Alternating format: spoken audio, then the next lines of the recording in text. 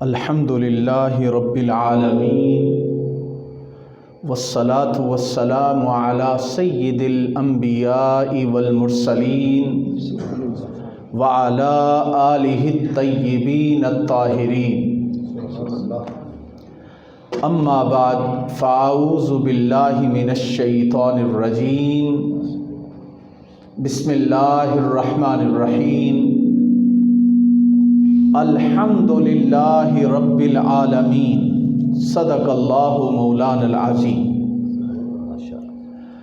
معزز و محترم حضرت قبلہ شاہ صاحب، معزز و محترم حاضرین محترم، اللہ رب العزت کا بے پایاں لطف و کرم کہ جس کے فضل و احسان سے ہمیں ایمان اور اسلام کی عظیم دولت نصیب ہوئی، اور آج بزم ذکر رسول صلی اللہ علیہ وآلہ وسلم اور نعت رسول مقبول صلی اللہ علیہ وآلہ وسلم کی اس بابرکت محفل میں ہم حاضر ہیں۔ اللہ رب العزت اس محفل کا انتظام کرنے والے، اس میں شرکت کرنے والے، اس میں حضور علیہ الصلاۃ والسلام کی نعت اور توصیف بیان کرنے والے، ان سب کی حاضری اپنی بارگاہ میں قبول و منظور فرمائے۔ بہت ہی خوبصورت کلام پیش کیے گئے، انہی کلام کے تسلسل میں نے آج سورہ فاتحہ اس کی چند آیات اور ان کی مختصر سی تشریح آپ کی خدمت میں پیش کرنی۔ ماشاءاللہ۔ معزز حضرات گرامی، سورہ فاتحہ ہم میں سے ہر شخص کو، بلکہ میرا خیال ہے کہ اس مسجد میں جتنے بھی چھوٹے یا بڑے موجود ہیں الحمدللہ سب کو آتی ہے۔ جن کو سورہ فاتحہ الحمد شریف آتی ہے ہاتھ کھڑا کریں۔ ماشاءاللہ 100% سارے بڑے ہیں یا چھوٹے ہیں، سارے سورہ فاتحہ کو جانتے ہیں، اور کوئی نماز سورہ فاتحہ کے بغیر مکمل نہیں ہوتی۔ ہر شخص کو زبانی یاد ہے۔ آج ہم نے اس کے چند معانی اور اپنی شخصیت کی تشکیل اور تعمیر، یعنی اپنی پرسنالٹی کو ہم کیسے ڈیولپ کر سکتے ہیں۔ یعنی ہر بندہ اچھا لگنا چاہتا ہے، اچھا دکھنا چاہتا ہے، دوسروں کی نظر میں اپنی امیج کو بہتر بنانا چاہتا ہے۔ سورہ فاتحہ اگر انسان کے قلب و باطن میں اتر جائے، انسان اس کو اپنے ظاہر و باطن پر نافذ کر دے، تو وہ انتہائی حسین شخصیت کا مالک بن جاتا ہے۔ نبی پاک حضرت محمد مصطفیٰ صلی اللہ علیہ وآلہ وسلم نے فرمایا، بُعِثْتُ لِأُتَمِّمَ حَسَنَ الْأَخْلَاقِ، میں اس لیے بھیجا گیا ہوں تمہارے اخلاق کو حسین بنا دوں، تمہارے اخلاق کو حسین بنا دوں۔ اور کہیں الفاظ آئے بُعِثْتُ لِأُتَمِّمَ مَكَارِمَ الْأَخْلَاقِ، آیا اس لیے ہوں کہ تمہارے اخلاق کی تکمیل کر دوں۔ اب سوال یہ پیدا ہوتا ہے کہ ہم اپنی ذات اور اپنی شخصیت کو حسین کیسے بنا سکتے ہیں؟ یہ ایک سوال ہے۔ اور سورہ فاتحہ اس کی 7 آیتیں ہیں، اور 7 ہی آج کی نصیحتیں ہیں قرآن کی۔ یعنی قرآن کا خلاصہ سورہ فاتحہ ہے، قرآن کا دیباچہ سورہ فاتحہ ہے، یعنی قرآن کا فیس یا چہرہ جسے کہتے ہیں وہ سورہ فاتحہ ہے۔ اور کسی شخصیت کا چہرہ دیکھ کر اس کی پوری شخصیت کا ایک اندازہ لگایا۔ اگر آپ قرآن پاک کے معانی کو اپنے قلب و باطن میں اتارنا چاہتے ہیں تو سورہ فاتحہ کو سمجھ لیجئے اور اس پر عمل کیجئے۔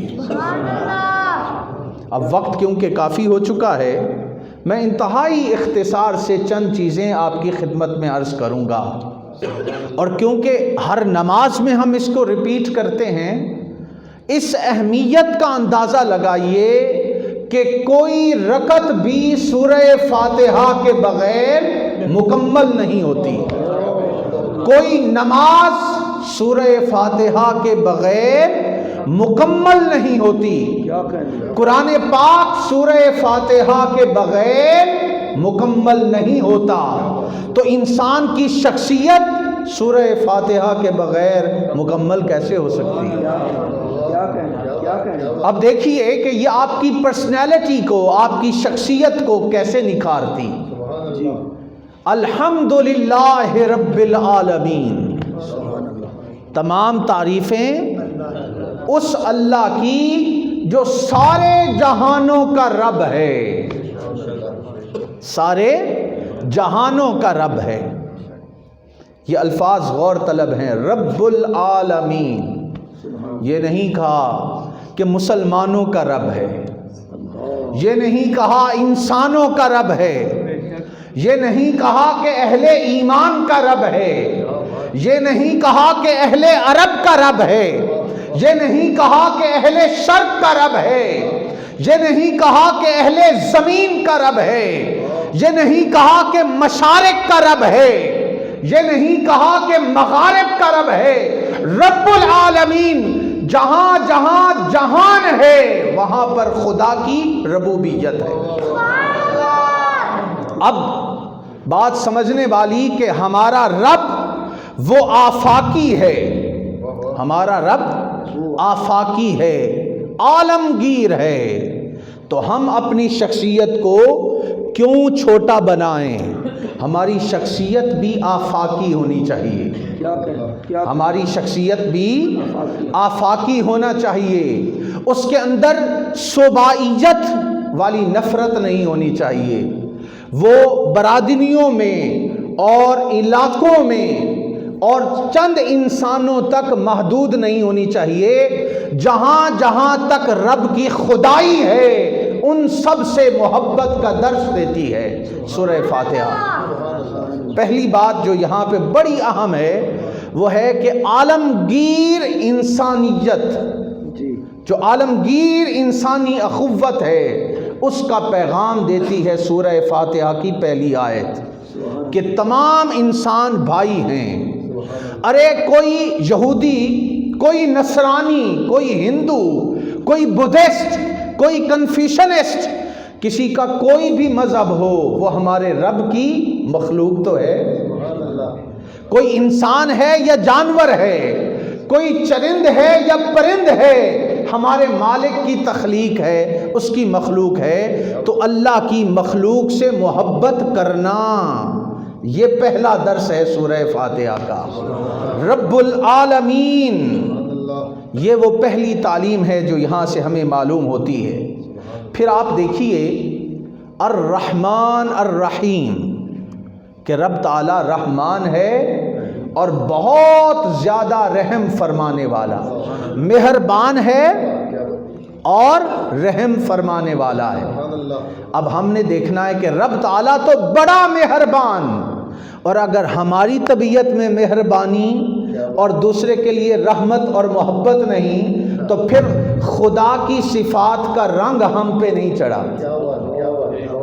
یہ جو 7 آیتیں ہیں یہ خدا کی 7 صفات کو بیان کرتی ہیں، اور جب انسان اپنے آپ کو اللہ کی صفات میں رنگتا چلا جاتا ہے، اللہ کی صفات کا رنگ اپنے اوپر چڑھاتا چلا جاتا ہے، اتنی ہی اس کی شخصیت آفاقی ہوتی چلی جاتی ہے، وہ اتنا ہی مقبول نظر ہوتا چلا جاتا ہے، وہ اتنا ہی اللہ کے قریب ہوتا چلا جاتا ہے، وہ اتنا ہی انسانوں کی نظر میں محبوب ہوتا چلا جاتا ہے۔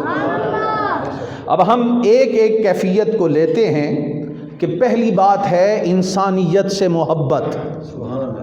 اور اللہ کی مخلوق سے محبت۔ اللہ آفاقی ہے، اللہ کی ربوبیت ساری کائنات کے لیے ہے، وہ عالمگیر ہے، اس لیے ہمارے اندر علاقائیت نہیں ہونی چاہیے، صوبائیت نہیں ہونی چاہیے کہ میں فلاں علاقے کا، میں فلاں صوبے کا، میں فلاں نسل کا۔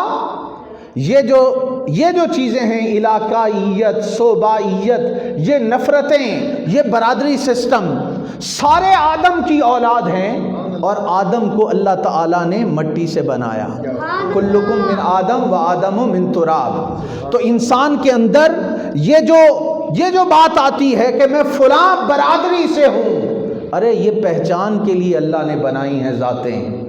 اللہ کی نظر میں سارے انسان برابر ہیں اور آدم و حوا کی اولاد ہیں۔ تو پھر اس بنیاد پر اپنے آپ کو سپیریئر سمجھنا، اپنے آپ کو دوسرے سے برتر اور اعلیٰ سمجھنا، ارے برتر اور اعلیٰ ہونا کسی خاص نسل، کسی خاص علاقے اور کسی خاص ملک میں پیدا ہونے سے انسان سپیریئر نہیں ہوتا۔ انسان اعلیٰ، برتر اور اونچا تب ہوتا ہے جب اس کا اخلاق اچھا ہوتا ہے، جب اس کا کردار اچھا ہوتا ہے، جب وہ تقوی و طہارت کا پیکر ہوتا ہے، جب وہ اللہ کا محبوب بندہ بنتا ہے، تب جا کر اللہ کی نظر میں وہ سپیریئر بنتا ہے۔ تم سب آدم کی اولاد ہو اور آدم کو اللہ نے مٹی سے بنایا۔ یہ وہ پہلی تعلیم ہے جس پہ ہمیں غور کرنا ہے۔ تو تنگ نظری، تعصبات، نفرتیں اور اپنے آپ کو دوسرے سے بڑا سمجھنا، ارے بڑائی تو خدا کو زیب دیتی ہے۔ انسان جتنا عاجز ہو جائے، انسان جتنا منکسر ہو جائے، اللہ کی نظر میں بلند ہو جاتا ہے۔ انسان اللہ کی نظر میں بلند کب ہوتا ہے؟ کہ جب وہ اپنے آپ کو عاجز بنا لے، وہ ہمبل ہو جائے۔ جب تک وہ عاجز اور منکسر نہیں ہوا، تکبر اس کے اندر ہے، اللہ تعالیٰ کو وہ بندہ پسند نہیں۔ اب ایک طرف ہم کہیں الحمدللہ رب العالمین، تعریفیں اس کی جو سارے جہانوں کا رب ہے۔ ایک بات یہ معلوم ہوئی کہ اے بندے، اللہ کا غلام اور بندہ بھی اپنے آپ کو کہلاتا ہے اور رب کی تعریف سے بھی منحرف ہے۔ یہ پہلو بھی دیکھنا ہوگا کہ رب سارے جہانوں کا رب، وہ ہمارا خدا ہے، وہ ہمارا رب ہے، بزرگ و برتر ہے، مگر اس کے ذکر سے ہماری زبانیں خالی۔ ہم اللہ کو کتنا یاد کرتے ہیں، اس کے ذکر میں، اس کے فکر میں، اس کے خیال میں اور اس کا غلام اور بندہ ہونے میں ہم اپنے آپ کو کتنا لگا کے رکھتے ہیں۔ جب ہم نماز میں یہ سورہ پڑھ رہے ہوں تو اس بات کا ہمیں خیال رکھنا ہوگا کہ ہم اس اللہ کے بندے ہیں، کیا ہم اس کی تعریف سے غافل تو نہیں؟ کیا ہم اللہ کی مخلوق سے نفرت کرنے والے تو نہیں؟ تو یہاں پہلا سبق یہ ملا کہ بھائی چارے کا، انسانیت سے محبت کا اور اللہ کی مخلوق سے پیار کا۔ جب تک یہ قول و فعل کا تضاد ختم نہیں ہوگا، ہم زبان سے کچھ کہتے ہیں، کرتے کچھ ہیں۔ زبان سے کہتے ہیں الحمدللہ رب العالمین، رب کی ربوبیت پر بھی ایمان لاتے ہیں اور ساری کائنات کی مخلوق سے نفرت بھی دل میں رکھیں، یہ چیز ہمیں زیب نہیں دیتی۔ تو بات کیا معلوم ہوئی کہ قول و فعل کا تضاد ختم ہونا چاہیے۔ اور کسی نے کیا خوب کہا کہ زبان کہہ بھی دیا لا الہ الا اللہ تو کیا حاصل، دل و نگاہ مسلمان نہیں تو کچھ بھی نہیں۔ غور کیجئے گا، اور میرا خیال ہے اقبال نے شاید کہا، زبان کہہ بھی دیا لا الہ الا اللہ تو کیا حاصل، دل و نگاہ مسلمان نہیں تو کچھ نہیں۔ اے انسان دیکھ کہ تیرا دل مسلمان ہے کہ نہیں، تمہاری نگاہ مسلمان ہے کہ نہیں۔ جب تک ہمارا دل و نگاہ مسلمان نہیں ہوتا اس وقت تک اللہ کے بندے ہونے کا حق ادا نہیں ہوتا۔ دوسرا اہم پہلو جو سورہ فاتحہ میں بیان ہوا، الرحمن الرحیم، بڑا مہربان نہایت رحم فرمانے والا۔ رحمان مبالغے کا صیغہ ہے، بہت زیادہ رحم فرمانے والا۔ آپ نے سنا ہوگا کہ جب بعض لوگ گفتگو کرتے ہیں تو کہتے ہیں حضرت آپ بڑی مبالغہ آرائی کر رہے ہیں، یعنی جب کوئی بات بہت زیادہ بڑھا چڑھا کے پیش کی جائے تو اس کو کہتے ہیں مبالغہ آرائی کرنا۔ اب یہ مبالغے کا صیغہ ہے، اور فرمایا رحمان، اللہ تعالیٰ بڑا مہربان ہے، بڑا مہربان ہے۔ اور میں نے عرض کیا کہ اللہ کی صفات کا رنگ جب تک انسان اپنے اوپر نہیں چڑھاتا اس وقت تک وہ اللہ کے صحیح طور پر بندہ ہونے کا حق ادا نہیں کرتا۔ اور رحیم، بہت زیادہ رحم فرمانے والا۔ اب ہم نے اپنے گریبانوں میں دیکھنا ہے کہ ہماری طبیعت میں کتنی زیادہ رحمت اور شفقت ہے۔ ہم کہیں سخت مزاج تو نہیں ہیں کہ ہماری گفتگو سن کر ہمیں آتا دیکھ کر لوگ راستہ بدل لیں، ہم سے بات نہ کرنا چاہیں۔ قرآن پاک نے حضور علیہ السلام کی ایک شان بیان کی ہے، اور بیان کیا ہے کہ فَبِمَا رَحْمَةٍ مِّنَ اللَّهِ لِنْتَ لَهُمْ وَلَوْ كُنْتَ فَظًّا غَلِيظَ الْقَلْبِ لَانفَضُّوا مِنْ حَوْلِكَ۔ حضور علیہ السلام سے اللہ پاک فرما رہے ہیں کہ پیارے محبوب حضرت محمد مصطفیٰ صلی اللہ علیہ وآلہ وسلم، رب کی رحمت سے آپ بڑے نرم خو ہیں۔ نرم خو ہونا، نرمی ہونا دوسروں کے لیے، فرمایا یہ اللہ کی آپ پر رحمت ہے کہ آپ نرم خو ہیں۔ اب ہمیں دیکھنا ہے کہ حضور کی اس صفت کا رنگ اور اللہ تعالیٰ کی رحمانیت کا رنگ ہمیں کچھ ملا ہے یا نہیں ملا۔ اگر ہماری طبیعت میں سختی ہے، درستگی ہے، تو سمجھ لیں کہ پھر ہمیں اللہ کی صفت رحمانیت کا اور حضور علیہ السلام کی صفت رحیمیت کا فیض نہیں ملا۔ فرمایا لَانفَضُّوا مِنْ حَوْلِكَ، اے محبوب اگر آپ نرم خو نہ ہوتے تو یہ جو آپ کے ارد گرد حضرت ابو بکر، عمر، عثمان و علی رضوان اللہ تعالی علیہم اجمعین کی رونق ہے، یہ دور چلے جاتے۔ دیکھو جس کے ارد گرد لوگ جمع ہوں اس کے حسن اخلاق کی وجہ سے، اس کی نرم خوئی کی وجہ سے، اس کی خندہ پیشانی کی وجہ سے اسے حضور کی ذات کا فیض بھی مل رہا ہے، اسے اللہ کی ذات کا فیض بھی مل رہا ہے۔ اور اگر طبیعت میں سختی ہے تو سمجھ لو نہ اللہ کا فیض ہے نہ محمد مصطفیٰ صلی اللہ علیہ وآلہ وسلم کا فیض ہے۔ تو یہ بڑی اہم بات ہے کہ انسان اپنے اندر نرمی پیدا کرے، غصے پر قابو پائے۔ یہ وہ بڑی بنیادی بات یہاں پہ عرض فرمائی گئی کہ انسان کے اندر قہر اور غضب نہیں ہونا چاہیے، بلکہ انسان کے اندر رحمت و رافت ہونی چاہیے۔ انسان کے اندر خوف سزا یعنی سزا کا خوف نہیں ہونا چاہیے، بلکہ لطف عطا پر نظر ہونی چاہیے۔ انسان کے اندر وحشت نہیں ہونی چاہیے، انسان کے اندر محبت ہونی چاہیے۔ انسان تصور جزا پر نہیں بلکہ تصور رضا پر رہے۔ یہ دیکھیے، تصور جزا، یہ کروں گا تو یہ ملے گا، یہ ہے جزا ملنا۔ یہ کروں گا، نماز پڑھوں گا تو جنت ملے گی، یہ کروں گا تو یہ نعمت ملے گی، یہ ہے جزا کی طلب کرنا۔ اور دوسری ہے تصور رضا، کہ رب کی رضا مل جائے، رب کی خوشنودی مل جائے۔ تو فرمایا اپنی نظر جزا پر نہ رکھو، رضائے خدا پر رکھو۔ رضائے خدا مل گئی تو سب کچھ مل گیا۔ کہ انسان لالچی نہ بن، تصور جزا نہ رکھ، وہ عطا کرے گا۔ رضائے خدا کو، منشأ خدا کو اپنا وتیرہ بنا لو، پھر سب کچھ مل جائے گا۔ الرحمن الرحیم، اپنے آپ کو نرم انداز میں گفتگو کرنے والا، اچھے اخلاق والا، خندہ پیشانی کے ساتھ پیش آنے والا انسان بنائے تو انسان اللہ کی صفات کا رنگ پاتا ہے۔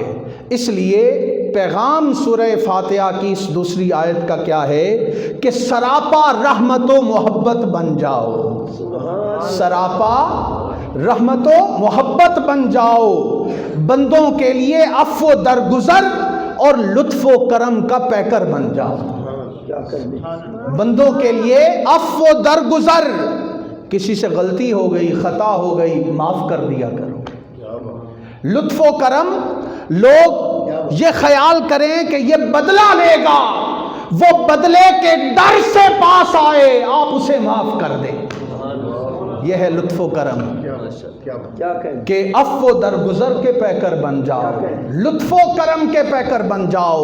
حضور کے پاس دشمن آتے اس خوف سے کہ بدلہ لیں گے، حضور اس کو بھی اتنا کچھ عطا کر دیتے کہ جس کا خیال نہیں۔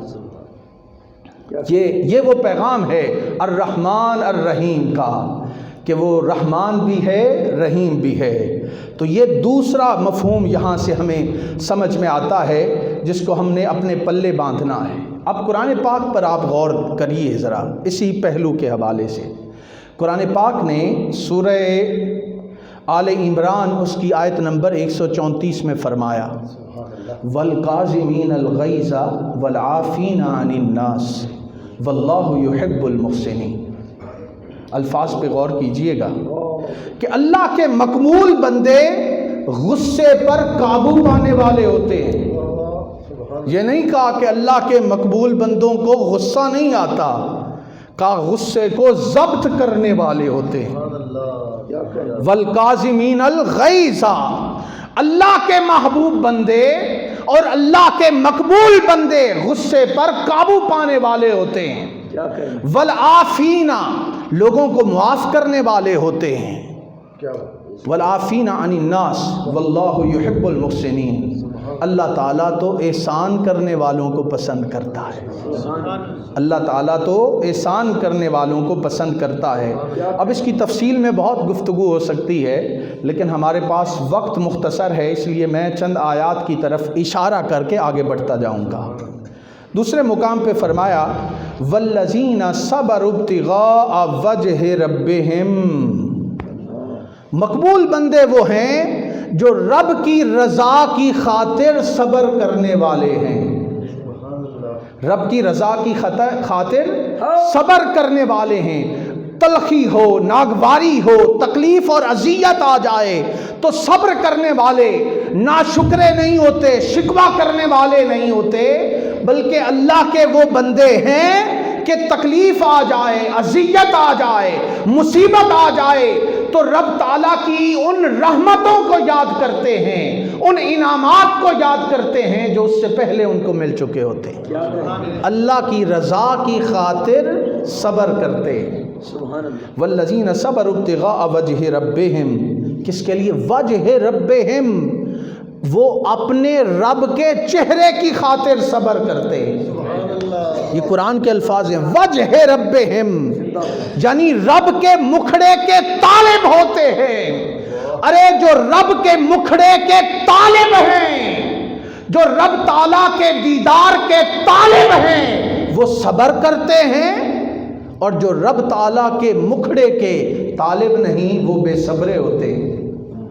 یہ بات یہاں پہ سمجھائی جا رہی ہے۔ وَأَقَامُوا الصَّلَاةَ، نماز قائم کرتے ہیں۔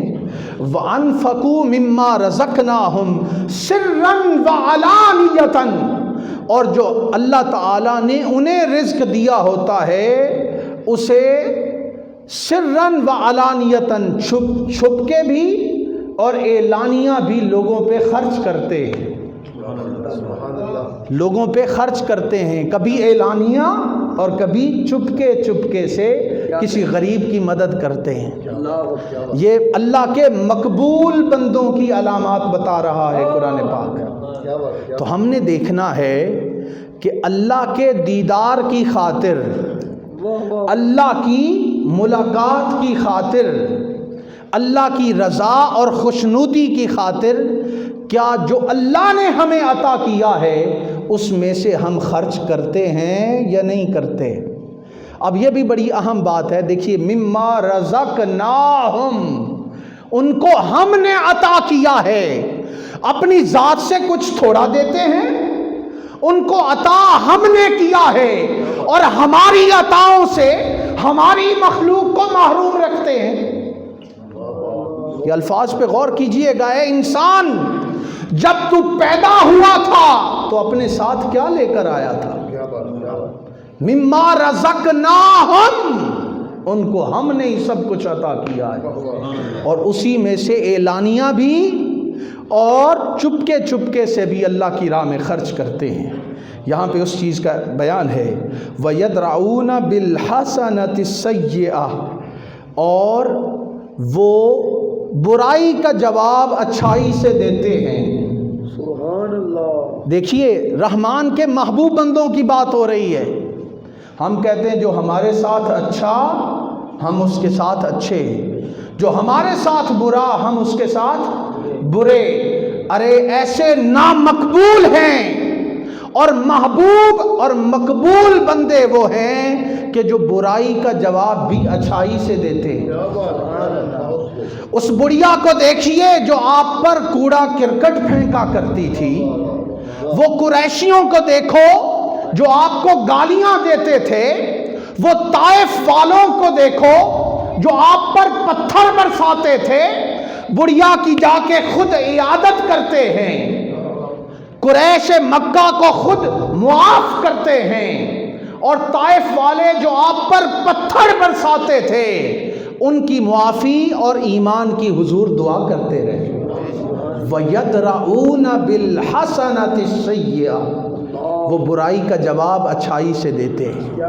تو دوستان محترم، ہم اپنے کردار کو دیکھیں کہ ہم کہاں کھڑے ہیں. اولئک لہم عقبی الدار، یہ ساری چیزیں یہاں پہ بیان ہوئیں، اور آگے فرمایا وَلَمَنْ صَبَرَ وَغَفَرَ إِنَّ ذَلِكَ لَمِنْ عَزْمِ الْأُمُورِ، کہ جو بندہ صبر کرے گا، برائی اور زیادتی پر جو بندہ صبر کرتا ہے اور معاف کر دیتا ہے، وہ بڑا ہی عظیم کام کرتا ہے، وہ بڑے بلند حوصلے والا ہے. ان ذالک لمن عزم الامور، یہ بڑے بلند حوصلے کی بات ہے کہ اس کے ساتھ برائی ہوئی، زیادتی ہوئی، پھر اس نے صبر کیا، معاف کر دیا. یہ بڑے بلند حوصلے کی بات ہے. دوستان محترم، کیا آپ نہیں چاہتے کہ آپ بلند حوصلے والے کہلائیں؟ کیا کہیں سوچنے کی بات ہے. کیا ہم نہیں چاہتے کہ اللہ کی نظر میں بلند حوصلے والے بن جائیں؟ تو وہ تبھی بنیں گے جب ہم صبر کریں اور دوسروں کو معاف کریں. یہ رحمان کا فیض ہے جو یہاں پہ الرحمن اور الرحیم کی بحث ہے. آج جب ہم اپنے معاشرے کا جائزہ لیتے ہیں تو ہمیں الا ماشاء اللہ ہر شخص خونخوار بھیڑیا نظر آتا ہے. ذرا اپنا بھی ہم جائزہ لیں نا. آج ہماری زندگی کیسی ہے؟ دوسروں کی عزت سے کھیلنا، دوسروں کی مجبوری سے ناجائز فائدہ اٹھانا، ہر ایک سے دھوکہ اور فریب کرنا، دوسروں کو پریشان کر کے اپنے مفادات کا تحفظ تلاش کرنا، کمزوروں کو دبانا، ان پر قہر و غضب کا مظاہرہ کرنا، یہ آج ہمارا قومی شعار بن چکا ہے. ایک وہ قرآن کی تعلیم ہے اور ایک ہمارا دھوکہ اور فریب ہے. اپنے مفادات کے لیے دوسروں کے مفادات کو نظر انداز کرنا، دوسروں کی مجبوری سے ناجائز فائدہ اٹھانا، یہ ہمارا کردار ہے. ذرا ہمیں سوچنا ہے کہ ہم کہاں کھڑے ہیں اور ہم کیسے اللہ کے محبوب بندے بن سکتے ہیں. تو میسج یہی ہے کہ خلق خدا سے محبت کرو، نفرت نہ کرو. خلق خدا سے محبت کرو، نفرت نہ کرو. ہر ایک پر رحم کرو، ظلم نہ کرو. وفا کرو، جفا نہ کرو. ہر شخص وفا کی توقع تو کرتا ہے مگر خود وفا نہیں کرتا۔ تو پیغام کیا ہے الرحمن اور الرحیم کا کہ وفا کرو، جفا نہ کرو، گناہ سے نفرت کرو، گنہگار سے نہیں۔ گناہ سے نفرت کرو، گنہگار سے نہیں۔ اگر گنہگار سے نفرت کرنے لگ گئے تو اس کی اصلاح کون کرے گا؟ گناہ سے نفرت کرو، گنہگار سے نہیں۔ اور پھر بات یہ ہے کہ مرض سے نفرت کرو، مریض سے نہیں۔ مرض سے نفرت کرو، مریض سے نہیں۔ غربت سے نفرت کرو، غریب سے نہیں۔ یہ ہے الرحمن الرحیم کا مفہوم، کہ غربت سے نفرت کرو، غریب سے نفرت نہ کرو، کیونکہ حضور نے فرمایا الفقر فخری، فقر میرا فخر ہے۔ آج ہم نفرت کرتے ہیں تو غریبوں سے، محبت کرتے ہیں تو امیروں سے۔ یہ آج ہمارا کردار ہے۔ ہمیں سوچنے کی ضرورت ہے کہ ہم کیسے زندگی گزار رہے ہیں، ہمارے اندر لوگوں کے لیے محبت ہے یا نہیں۔ رب کی صفات کا رنگ دیکھیے کہ جب انسان بڑا گناہگار ہو جائے تو پھر بھی رب تعالیٰ کی طرف سے آواز آتی ہے، قل یا عبادی الذین اسرفوا علی انفسہم لا تقنطوا من رحمت اللہ۔ اب یہ جوڑیے گا ان آیات کو، یہ دوسرے مقام سے آیت پڑھی ہے۔ فرمایا سورہ فاتحہ میں وہ رحمان ہے، وہ رحیم ہے، بڑا مہربان، نہایت رحم کرنے والا۔ کوئی انسان ساری زندگی اللہ کے احکامات سے روگردانی کرتا رہا، وہ ظلم کرتا رہا، وہ نافرمانیاں کرتا رہا، رب کے احکامات کو پسے پشت ڈالتا رہا، پریشان کھڑا تھا، ڈپریشن میں تھا، ذہنی انتشار کا شکار تھا۔ اللہ کی طرف سے آواز آئی، یا عبادی، اے میرے بندو جو اپنی جانوں پر ظلم کر بیٹھے ہو، اللہ کی رحمت سے نا امید نہ ہونا۔ اللہ کی رحمت سے نا امید نہ ہونا۔ ارے ہماری کوئی بات نہ مانے تو ہم اس کو دیکھنا نہیں چاہتے، اس کو سننا نہیں چاہتے، اس کو برداشت کرنا نہیں چاہتے، اس کی طرف توجہ اور التفات نہیں کرتے۔ ایک رب کی شان ہے کہ ساری عمر انسان خدا کی نافرمانی کرتا رہا، وہ پھر بھی کہتا ہے لا تقنطوا من رحمت اللہ، لا تقنطوا من رحمت اللہ، میری رحمت سے نا امید نہ ہونا۔ دوستان محترم، کوئی غلطی کر بیٹھے، کوئی ظلم زیادتی کر بیٹھے، پشیمان ہو کر تمہارے پاس آ جائے اور تم سے معذرت کر لے، قبول کر لیا کر۔ ارے ہم توقع کرتے ہیں اللہ سے کہ ہم بڑے خطا کار ہیں، بڑے سیاکار ہیں، مگر اللہ کی بارگاہ سے معافی کے طلبگار رہتے ہیں۔ اگر خدا کی رحمت اور بخشش کے طلبگار بنتے ہو تو خود بھی بخشش کر دیا کرو، لوگوں پر رحم کر دیا کرو، درگزر فرما دیا کرو۔ وہ درگزر کرنا ایک دن تمہارے کام آ جائے گا۔ یہ بات سمجھنے والی ہے جو قرآن پاک ہمیں یہاں سمجھانا چاہتا ہے۔ اب میں اس حوالے سے بھی عرض کر دوں کہ جب انسان گناہ کر بیٹھتا ہے، حضور علیہ السلام نے فرمایا کہ انسان مایوسی کفر ہے، یہ بات سمجھنی چاہیے۔ اور میں یہاں پہ حضور علیہ السلام کا ایک فرمان جو ہمیں سیاستہ میں ملتا ہے، حضور علیہ السلام نے فرمایا والذی نفسی بیدہ لو لم تذنبوا لذهب اللہ بکم ولجاء بقوم یذنبون فیستغفرون، کہ اس ذات کی قسم جس کے قبضے قدرت میں میری جان ہے، حضور علیہ السلام فرما رہے ہیں اس ذات کی قسم جس کے قبضے قدرت میں میری جان ہے، اگر تم ایسے ہو جاؤ کہ تم سے گناہ ہی سرزد نہ ہو. حضور فرما رہے ہیں اگر تم ایسے ہو جاؤ تو تم سے گناہ ہی سرزد نہ ہو. لَذَهَبَ اللَّهُ بِكُمْ، تو اللہ تعالیٰ تمہاری جگہ ایسی قوم کو لے آئے گا جو گناہ کر بیٹھے اور پھر اللہ سے معافی مانگیں، اللہ پھر بھی ان کو معاف کر دے. اللہ پھر بھی ان کو معاف کر دے. ہمیں معافی کا فیض، اللہ کی صفات کا رنگ کتنا ملا ہے، ہمارا کتنا ظرف ہے، ہم نے خود جائزہ لینا ہے. اور انسان جیسا کرتا ہے ویسا بھرتا ہے، بے شک جیسا کرتا ہے ویسا بھرتا ہے. آپ نے کہا میں معاف نہیں کروں گا، خیال کرو قیامت کا دن ہے. اللہ پاک کہہ سکتا ہے میرا فلاں بندہ معافی کے لیے آیا تھا، اس نے سوری بھی بولا، پشیمان بھی تھا، شرمندہ بھی تھا، تم سے معافی مانگی تھی، تم نے دھتکار دیا تھا، آج میں تمہیں اپنی بارگاہ سے دھتکار دوں. ذرا خیال کرنا، ارے تم معاف نہیں کر سکتے تو کوئی اور تمہیں بھی معاف نہ کرے شاید. یہ خیال کر کے معاف کر دیا کرو. یہ وہ پیغام ہے جو یہاں پہ موجود ہے.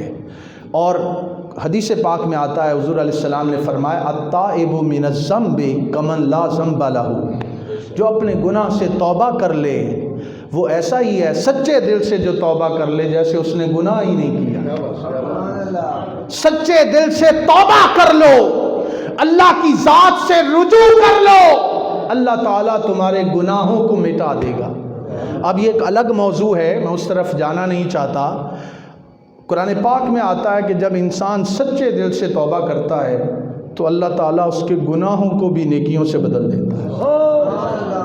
فَأُولَٰئِكَ يُبَدِّلُ اللَّهُ سَيِّئَاتِهِمْ حَسَنَاتٍ، وہ ایک الگ موضوع ہے، میں اس طرف اس وقت جانا نہیں چاہتا.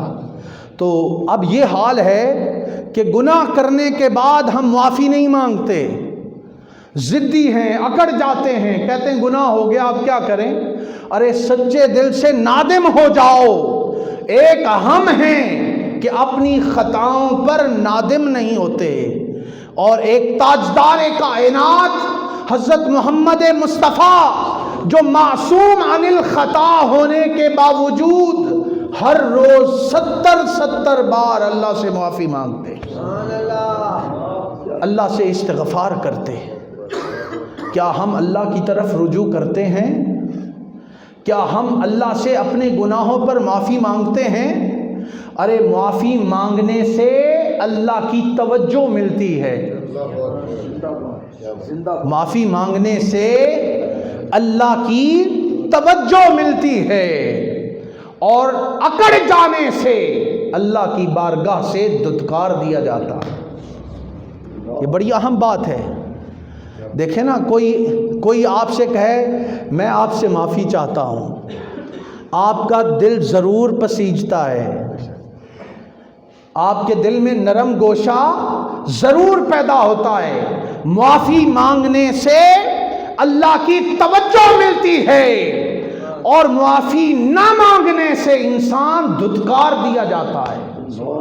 کوئی آپ کی طرف توجہ ہی نہ کرے تو آپ کو کیسا لگے گا، اور کوئی معافی مانگ لے تو آپ کو کیسا لگے گا.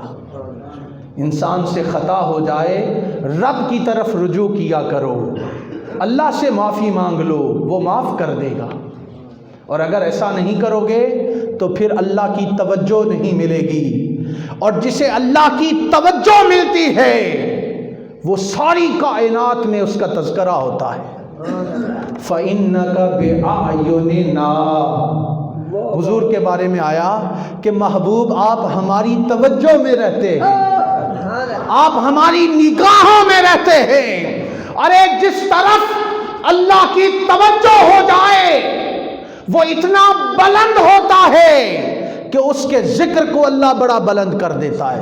وَرَفَعْنَا لَكَ ذِكْرَكَ، اے محبوب ہم نے آپ کے ذکر کو بلند کر دیا آپ کی خاطر. فَإِنَّكَ بِأَعْيُنِنَا، جو توجہ کا، جس کو توجہ ملتی ہے اس کا تذکرہ رہتا ہے، اور جس طرف توجہ ہی نہ رہے اس کا تذکرہ ہی مٹ جاتا ہے۔ یہ بات سمجھنے والی ہے۔ تو توجہ کسے ملتی ہے؟ جو معافی مانگ لے، جو اللہ کی طرف رجوع کر لے۔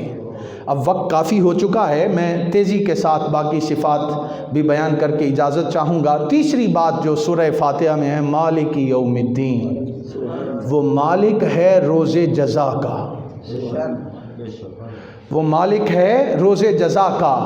اور انسان کو کیا ہے کہ عدالت اور امانت کا پیکر ہونا چاہیے، عدل کرنا چاہیے، انصاف کرنا چاہیے، امانت کا مظاہرہ کرنا چاہیے، اور اللہ تعالیٰ ایسا کرے گا، اللہ تعالیٰ ایسا کرے گا۔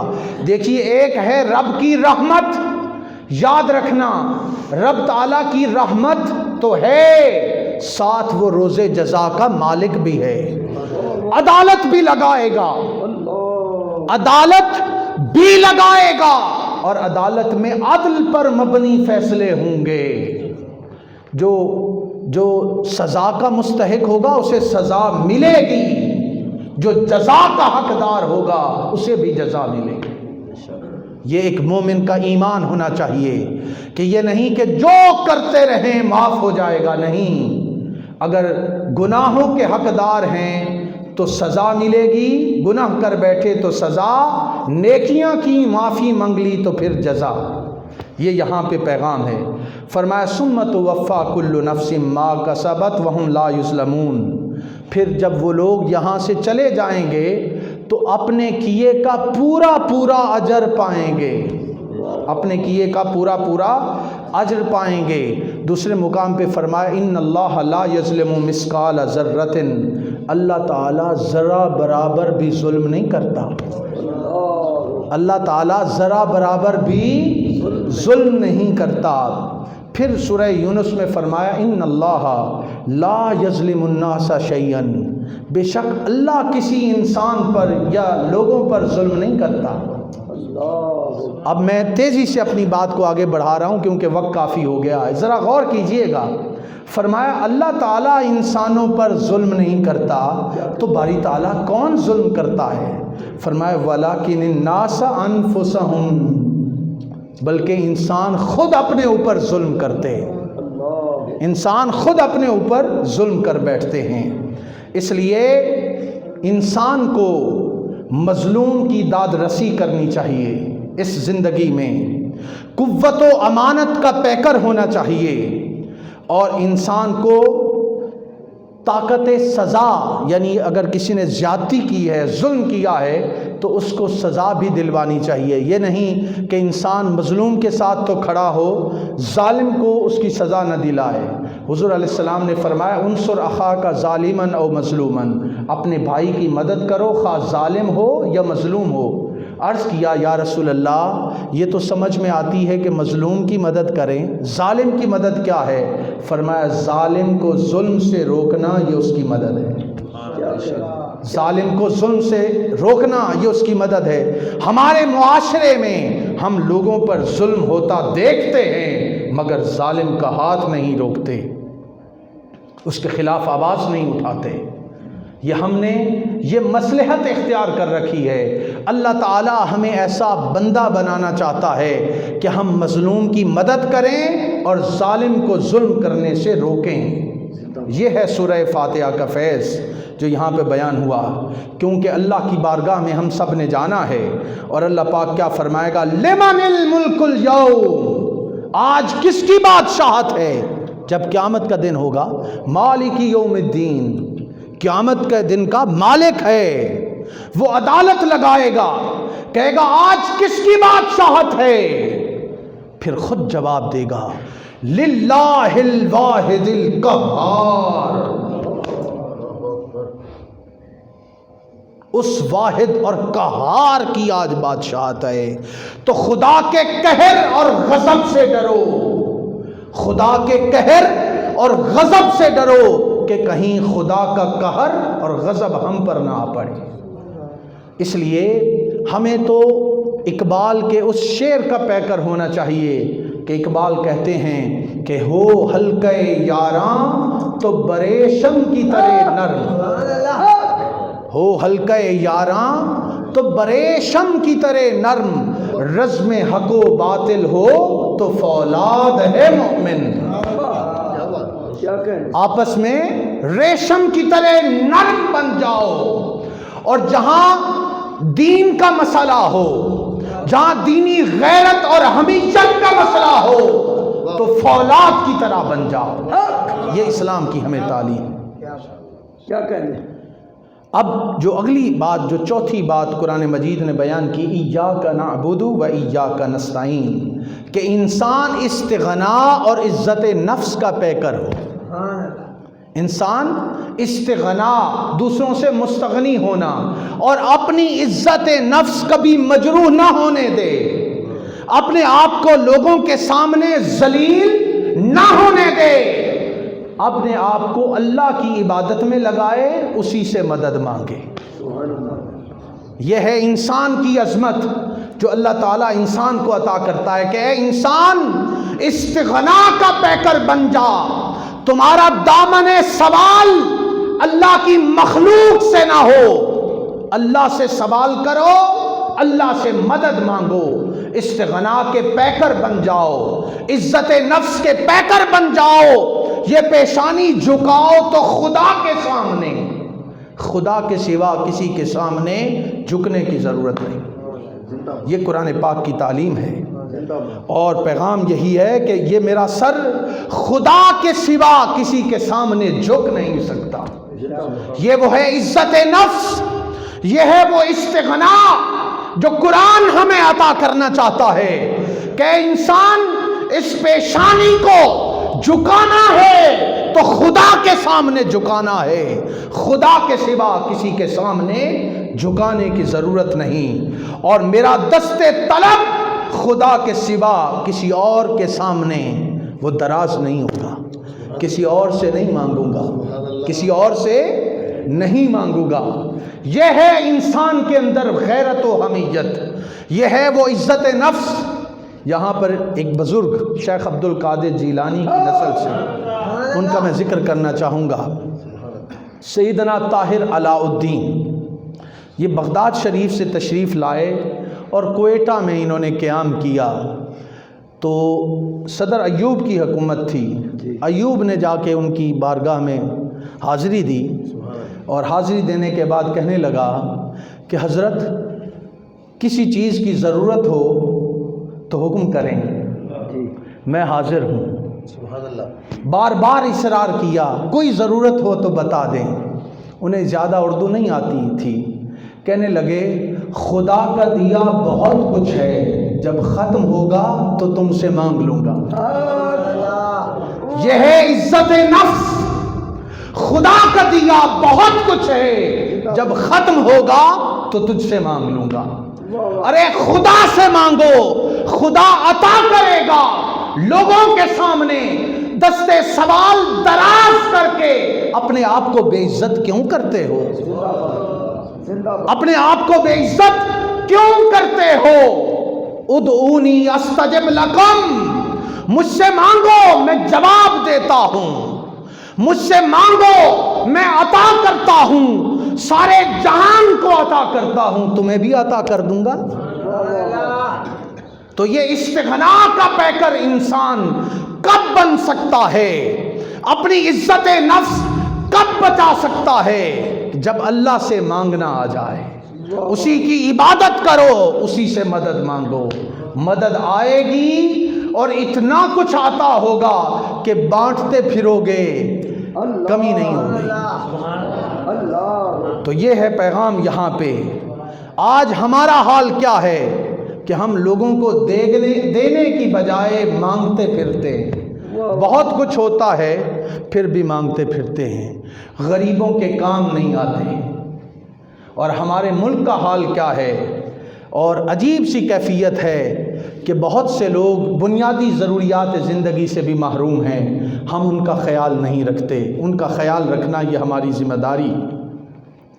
اب جو 5ویں آیہ کریمہ ہے، اہدنا الصراط المستقیم، اے اللہ ہمیں ہدایت دے سیدھے راستے کی۔ اہدنا الصراط المستقیم، یہ کہ انسان تواضع اور نیاز مندی کا پیکر بن جائے۔ جب انسان کہتا ہے نا کہ میں سب کچھ جانتا ہوں، مجھے سب پتہ ہے، جب انسان کہتا ہے نا میں ہدایت یافتہ ہوں، تم مجھے کیا بتاؤ گے، میں تم سے کیا سیکھوں گا، میں نے جہان دیکھا ہے، میں نے دنیا دیکھی ہے، میں نے بال یوں ہی سفید نہیں کر لیے۔ فرمایا اہدنا الصراط المستقیم، رب سے صراط مستقیم کی دعا کرتے رہنا،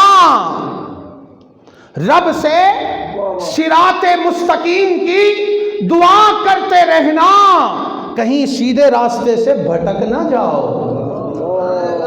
رب سے سیدھا راستہ مانگتے رہنا، کہیں بھول بھلائیوں میں نہ پڑ جانا۔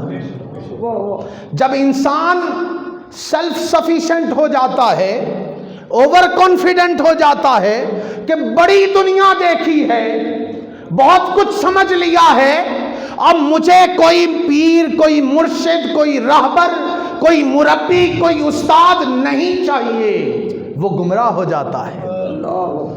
اب یہاں پہ غور کیجئے گا، اہدنا، اے اللہ ہماری ہدایت فرما صراط مستقیم کی۔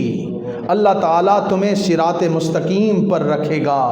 اب دیکھیے قرآن مجید نے 3 راستے بیان کیے، ایک ہے نعمت کا راستہ، جب انسان پر اللہ کی نعمت ہوتی ہے، انعام ملتا ہے، وہ کون لوگ ہیں؟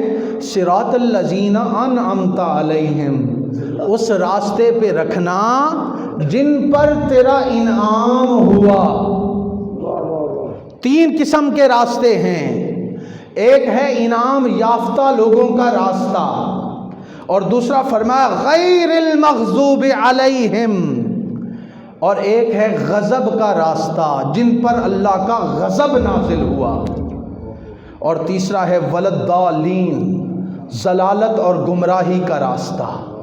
تو فرمایا ان 3 راستوں میں سے انعام یافتہ راستے پر رہنا، افراط و تفرید سے اپنے آپ کو بچانا، امت وسط بن کے رہنا، امتن وسطا لتکونوا شہداء علی الناس، درمیانی امت بننا۔ اور کہا وقصد فی مشیک واغضض من صوتک، میانہ چال چلنا، اپنی آواز کو پست رکھنا۔ اب یہ ہے وہ پرسنالٹی کیسے بنتی ہے، میں نے جو بات شروع میں کی کہ میانہ چال چلنا، آواز کو پست رکھنا، کلو واشربو ولا تسرفو، کھانا پینا اسراف نہ کرنا، بے شک اللہ تعالیٰ اسراف کرنے والوں کو پسند نہیں کرتا۔ اور خرچ کرنے کے حوالے سے فرمایا کہ لا تجعل یدک مغلولۃ الی عنقک ولا تبسطها کل البسط، اپنے ہاتھ کو اپنی گردنوں کے ساتھ نہ باندھ لینا کہ کچھ بھی نہ خرچ کرنا۔ یہ کیفیت ہے نا کہ انسان کہتا ہے نہیں نہیں میں نہیں دیتا۔ اب قرآن نے کیسی مثال دی، کہا اپنے ہاتھ کو اپنی گردنوں سے نہ باندھ لینا کہ جیب کے اوپر بھی ہاتھ آ جائے کچھ نہ نکلے، ولا تبسطها کل البسط، اور نہ ہی اتنی بے اسرافی کرنا کہ سب کچھ لوٹا دینا، درمیانہ رہنا، خرچ کرنا پڑے تو خرچ کرنا، بچانا پڑے تو بچا کے رکھنا کہ تمہارے کام آ جائے۔ یہ ہے وہ درمیانہ راستہ جو قرآن پاک نے ہمیں بتایا۔ اور آخری بات قرآن پاک ہمیں سمجھانا چاہتا ہے کہ حق اور باطل کے راستے پہ فرق رکھنا کہ حق کیا ہے، باطل کیا ہے، سچ کیا ہے، جھوٹ کیا ہے، نیکی کیا ہے، بدی کیا ہے، اچھائی کیا ہے، برائی کیا ہے، اس فرق کو نہ مٹنے دینا کہ غلط کیا ہے، صحیح کیا ہے۔ جب غلط اور صحیح کی تمیز اٹھا دو گے برباد ہو جاؤ گے۔ یہ قرآن پاک نے یہاں پیغام دیا، ولضالین، گمراہ ہو جاؤ گے، برباد ہو جاؤ گے۔ تو خیر و شر کا فرق رکھنا، نیکی اور بدی کا فرق رکھنا، حق اور باطل کے درمیان تمیز رکھنا، اگر ایسا کرو گے تو کیا ہوگا لا تہنوا ولا تحزنوا وانتم الاعلون ان کنتم مؤمنین۔ بے شک بے شک نہ غمزدہ ہوگے نہ پریشان ہوگے، تم ہی غالب رہو گے اگر اہل ایمان رہے۔ ارے غم کیوں آتے ہیں، پریشانی کیوں آتی ہے کہ تم مومن نہیں رہتے؟ پریشان کیوں ہوتے ہو، غم کیوں آتے ہیں؟ مت گھبرانا، مت غمگین ہونا، تم ہی غالب ہوگے اگر مومن ہوئے۔ تو دوستو آؤ آج ہم مومن بننے کا وعدہ کریں، آج ہم مومن بننے کا وعدہ کریں اور پکے سچے مسلمان بن جائیں، پورے کے پورے اسلام میں داخل ہو جائیں۔ قرآن پاک نے کہا یا ایھا الذین آمنوا ادخلوا فی السلم کافۃ ولا تتبعوا خطوات الشیطان۔ اے اہل ایمان، اسلام میں پورے کے پورے داخل ہو جاؤ اور شیطان کے قدموں کی پیروی نہ کرو۔ اللہ رب العزت قرآن پاک اور سورہ فاتحہ کے ان مفاہیم کو سمجھنے کی، اپنی زندگی میں اتارنے کی توفیق عطا فرمائے۔ والسلام علیکم ورحمۃ اللہ وبرکاتہ۔